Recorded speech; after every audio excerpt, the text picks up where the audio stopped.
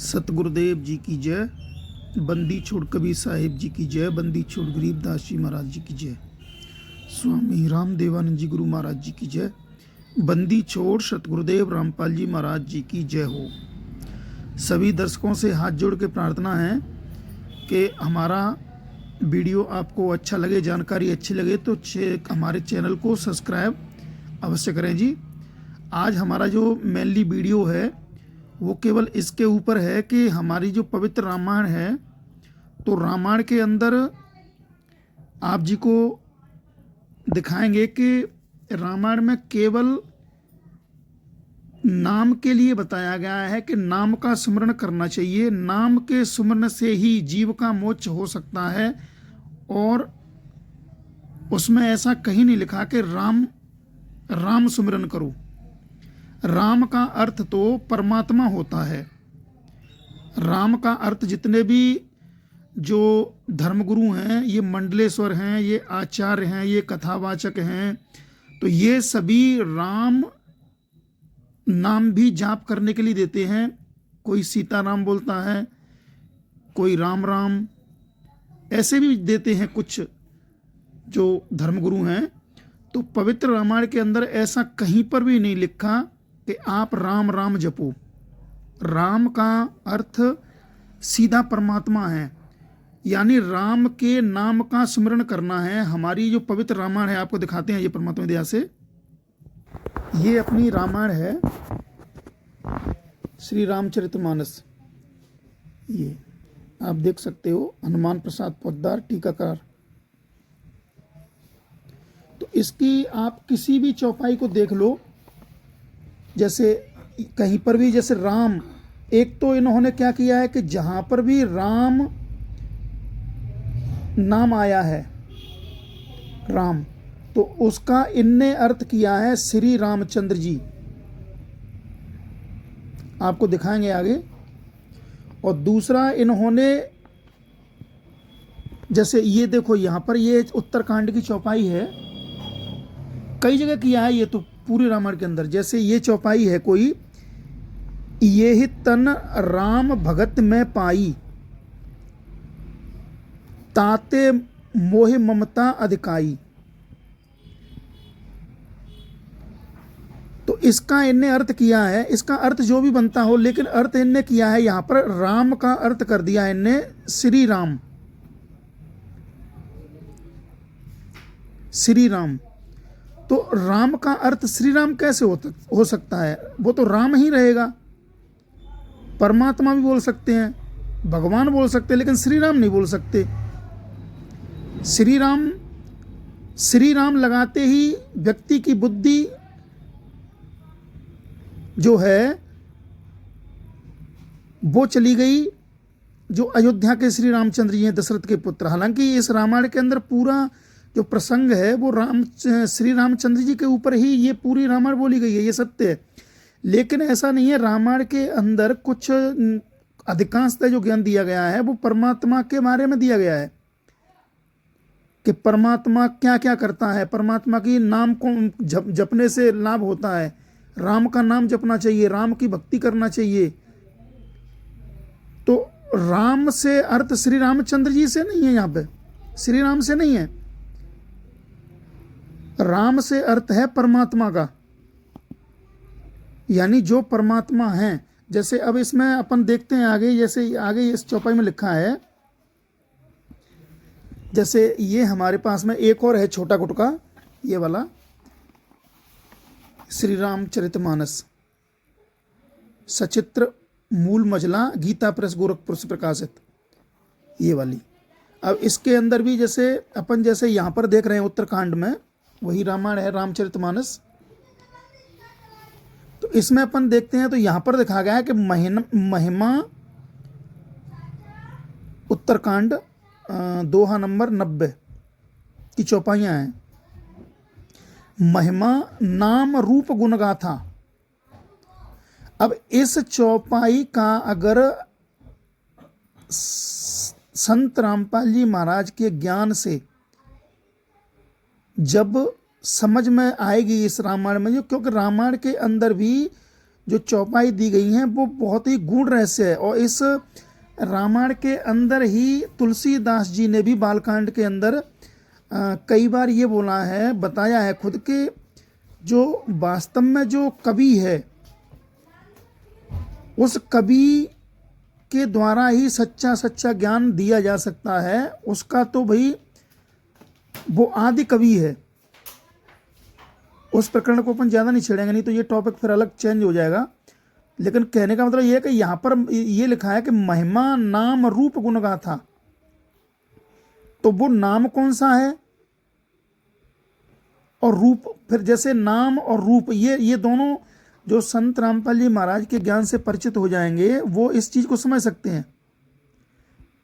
क्योंकि जो सतगुरु रामपाल जी महाराज जी जो मंत्र देते हैं, प्रथम मंत्र, उसमें जो वास्तविक जिस नाम के लिए रामायण हमारी कह रही है, जिस नाम के लिए हमारी ये पवित्र रामायण कह रही है, उस नाम को संत रामपाल जी महाराज देते हैं और उनके रूप भी बताते हैं कि ये नाम है, ये किसका है, ये संत रामपाल जी महाराज देते हैं। और ऐसे ही आगे अपन फिर चलते हैं। देखो ये वही उत्तरकांड है, यहाँ पर भी लिखा है कि तीरथ अमित कोट सम पावन नाम अखिल अग पूग नसावन। यहाँ पर भी नाम लिखा है, नाम। अब जी नाम के लिए अगर प्रसंग है तो प्रसंग यहाँ पर ये नहीं बोल सकते कि श्री रामचंद्र जी के नाम के लिए बोला है। श्री रामचंद्र जी तो विष्णु जी हैं, जो श्री रामचंद्र जी हैं वो तो विष्णु जी के अवतार हैं। तो ये जो नाम है ये वास्तविक नाम, जो मोक्ष देने वाले जो नाम हैं उनके लिए ये रामायण के अंदर बताया गया है कि तीरथ अमिट कोट सम पावन नाम अखिल अग पूग न सावन। तो ये नाम के बारे में डिटेल दिया गया है कि नाम, वो उस नाम से ही सब कुछ मिल सकता है जीव को। जो आप जितने भी तीर्थ अमित कोट सम पावन, यानी सभी जो जितने भी तीर्थ हैं, करोड़ों जो तीर्थ हैं, उनसे अधिक जो फल है वो इस नाम का है, नाम के जाप का। सब कुछ पूग न सावन, ये यानी जो वास्तव में जो नाम है वो सब कुछ नष्ट कर देगा आपके पापों को। कितने भी पाप नष्ट, अघ माने पाप होते हैं, घोर पाप को भी नाश कर देगा ये नाम, जो वास्तविक नाम है। अब आगे और चलते हैं परमात्मा से। अब इसमें जैसे ये वही रामचरितमानस है, इसमें फिर लिखा है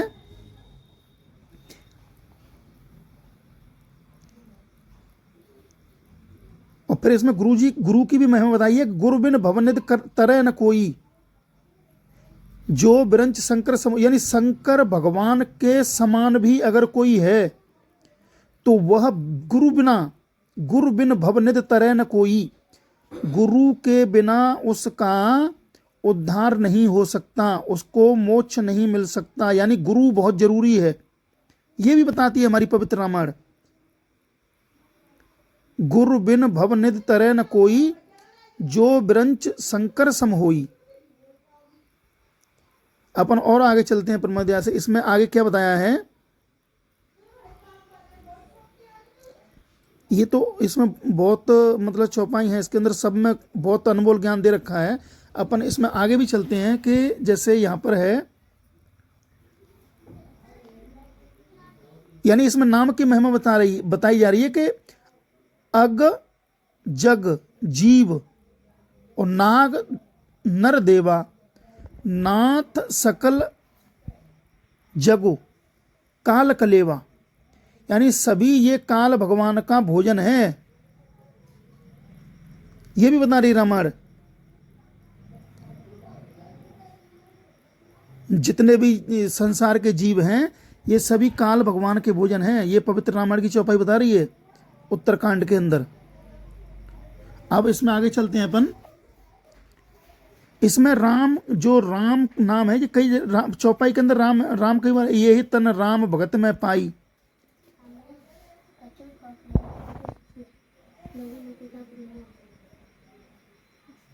राम भगत यही तन उर जामी, तो राम से मतलब जैसे यहाँ पे भी स्वार्थ साँच जीव कहो एहा मन क्रम वचन राम पद नेहा। तो यहाँ राम से अर्थ है परमात्मा, जो अविनाशी परमात्मा है, जो शब्द स्वरूपी राम है, जो सर्व सृष्टि का पालनहार है, जो सर्व सृष्टि का रचेता है, वो राम। जैसे यहाँ पर आगे ये चौपाई है, राम विमुख लहि विद समदेही कवि कोविद न प्रशंसहिते ही। अब ये कवि कोविद जो है, ये इसके बारे में अगर अपन यहाँ पर चर्चा छेड़े तो ये जो कवि है वो कवि परमात्मा की तरफ ये कोड वर्ड में दिया गया है। ये कोड वर्ड नाम है परमात्मा जी के, ये कबीर परमात्मा जी की। और अपन यहाँ से और आगे चलते हैं परमात्मा से। अब देखो आगे यहाँ कितना निष्कर्ष दिया है, ये वही उत्तरकांड है। उत्तरकांड के अंदर अपन चलते हैं यहाँ पर, इसमें वैरायटी बताई है कि कौन से युग में कौन जीव क्या करते थे। अब यहाँ पर ये सतयुग लिखा है, चौपाई नंबर 102, दोहा नंबर 102 से आगे चलते हैं। सतयुग सब जोगी विज्ञानी करे हरि ध्यान तरह भव प्राणी।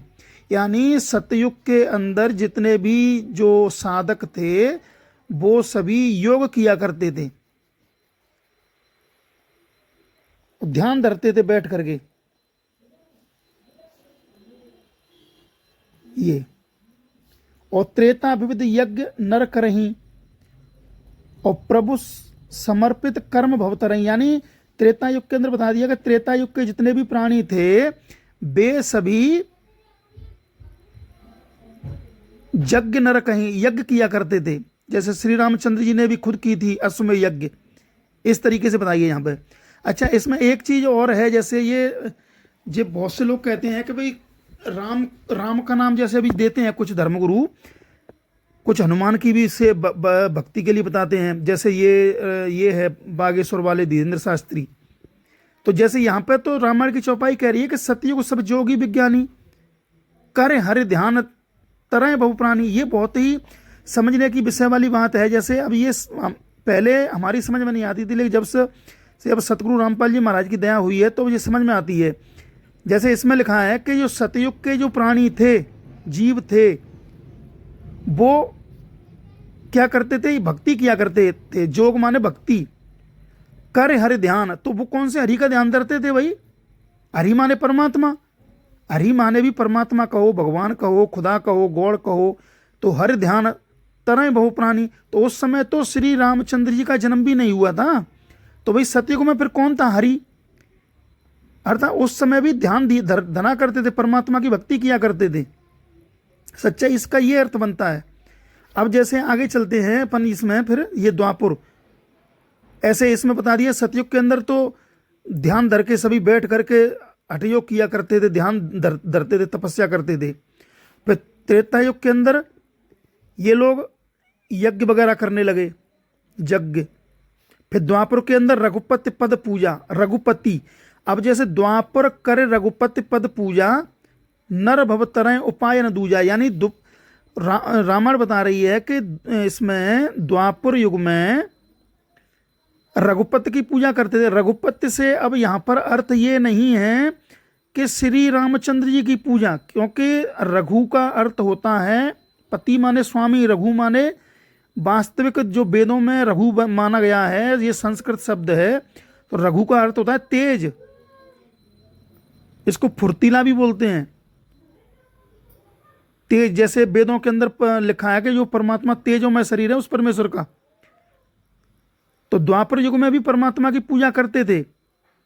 नर भव तरह उपाय न दूजा। अब यहाँ पे आ गया कलयुग। कलयुग केवल हरि गुण गाहा, गावत नर पावें भवथाहा। कलयुग जोग न यज्ञ न ज्ञान। अब यहाँ में कलयुग के अंदर कह रहे हैं कि न तो कलयुग में योग है न यज्ञ है, एक आधार राम गुण गाना। राम के गुणगान करो। और फिर आगे बता दिया इसमें ये निष्कर्ष है। अब यहां पर राम का अर्थ ये नहीं है कि श्री रामचंद्र जी दशरथ नंदन अयोध्या वाले श्री रामचंद्र, उनके लिए नहीं है ये। राम का अर्थ भी यहाँ पर है पूर्ण परमात्मा, जो अविनाशी परमेश्वर है। उस परमात्मा के लिए संकेत दिया गया है कि उसके गुणगान गाना चाहिए, उसकी परमात्मा की भक्ति करना चाहिए। और आगे क्लियर कर दिया यहाँ पर, ऊपर की चौपाई पढ़ते हैं, सब भरोस तज जो मम राम है और प्रेम समेत गाम गुण ग्राम है। अब आगे, सो भव तर कछु संशय नाही। अब ये चौपाई बहुत ही सब कुछ मतलब संकेत दे रही है पवित्र रामायण की, कि सो भव तर कछु संशय नाही, यानी वो निश्चित ही भवसागर से पार हो जाएंगे। कौन? नाम प्रताप प्रगट कल माही, जिनको जो सच्चा नाम है, जो परमेश्वर का वास्तविक नाम है, वो प्रकट हो जाएगा, यानी वो उनको मिल जाएगा। अब वो कौन देगा? वो सतगुरु देते हैं। अभी वर्तमान में इसी जो रामायण हमारी जो बता रही है उत्तरकांड के अंदर, आप देख सकते हैं ये उत्तरकांड की चौपाई चल रही है। यानी रामायण भी कह रही है कि सोए भव तर कछु संशय नाही, वो निश्चित ही जन्म मरण के रोग से छूट जाएंगे, उनका मोक्ष हो जाएगा। किनका? नाम प्रताप प्रगट कलिमाही, जिनको वास्तविक नाम मिल जाएगा, प्रकट हो जाएगा। जैसे संत रामपाल जी महाराज जी हैं तो प्रथम मंत्र देते हैं, फिर उसके बाद में सतनाम देते हैं, फिर सार नाम देते हैं, और फिर सार शब्द प्रकट करवाते हैं, देते हैं। तो ऐसे ये परमात्मा जी की दया से हमारी पवित्र रामायण भी इस चीज का समर्थन कर रही है कि जो निश्चित ही भवसागर से पार हो जाएंगे, जिनको वास्तविक नाम मिल जाएगा। अब देखो इसमें आगे भी ये कह रही है, अपनी रामायण कह रही है, एक चौपाई इसमें नीचे और है, कल कर एक पुनीत प्रतापा, मानस पुण्य होय नहीं पापा। यानी कलयुग के अंदर वास्तव में जब ये नाम मिल जाएगा तो फिर उसके पुण्य पुण्य होंगे। अब जैसे आगे यहां लिखा है इसमें, कलयुग समझुग आन नहीं जो नर कर विश्वास, गाय राम गुण गण विमल भवतर बिनहि प्रयास।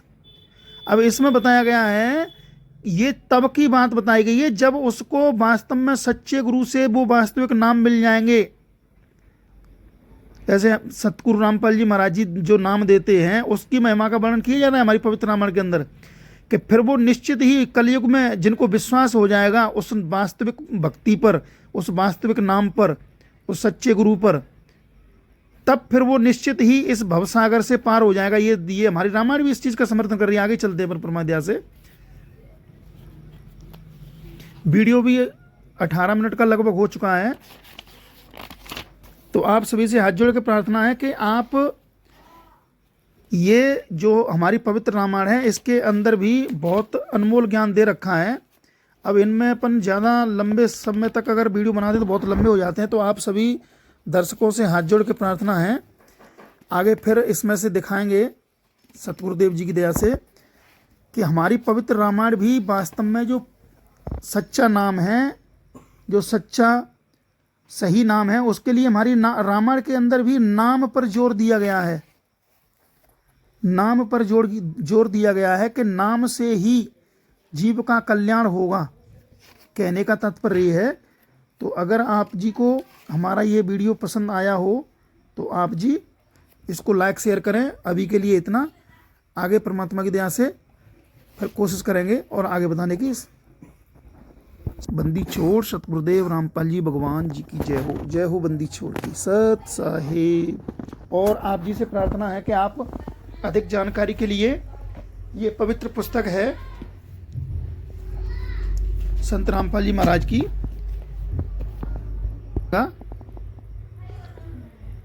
आप ये पुस्तक निःशुल्क मंगा सकते हो सतलोक आश्रमों से, और जहाँ परमात्मा की दया से जहाँ पुस्तक सेवा चलती है वहाँ पर भी आप ये पुस्तक ले सकते हो, जिसमें कंप्लीट ज्ञान सतगुरु रामपाल जी महाराज जी ने दे रखा है। इस पे परमात्मा जी का ये फोटो भी ये लगा हुआ है। जगत गुरु तत्वदर्शी संत रामपाल जी महाराज। सत साहिब बंदी छोड़ सतगुरुदेव रामपाल जी भगवान जी की जय हो।